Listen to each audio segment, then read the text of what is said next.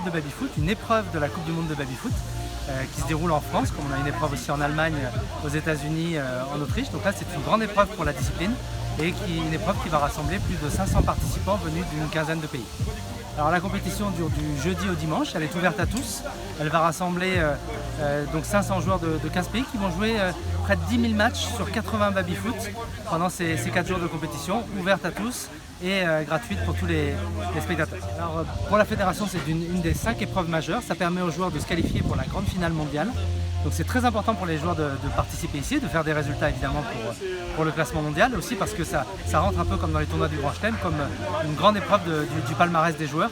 Donc c'est un événement important et les gens viennent d'un peu partout dans le monde pour cela. On a notamment le numéro 1 mondial, Tony Springman, l'américain, qui est là aujourd'hui pour défendre ses chances. Alors le baby-foot, c'est un loisir très connu, très pratiqué. Le baby-foot en compétition, le baby-foot sportif est moins connu, évidemment. Ce type d'épreuve permet de faire connaître la discipline. Un sport malheureusement pas encore reconnu au niveau français, reconnu dans de très nombreux pays dans le monde.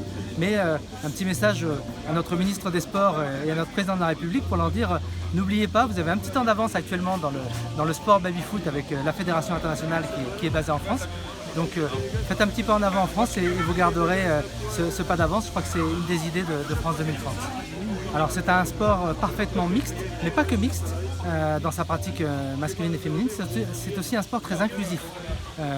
Les personnes en situation de handicap peuvent pratiquer très facilement évidemment le baby-foot, participent aussi à nos compétitions et on aura la chance ce week-end d'avoir un tournoi pour les personnes sourdes qui va réunir près d'une cinquantaine de personnes et cette notion d'inclusivité fait plaisir à tout le monde, aussi bien aux bénévoles qu'aux participants.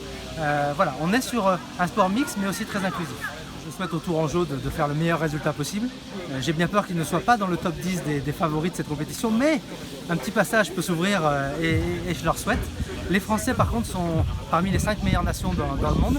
On a quelques joueurs ici qui seront dans les meilleurs, donc je suis persuadé que nous aurons plusieurs titres pour les Françaises ce week-end.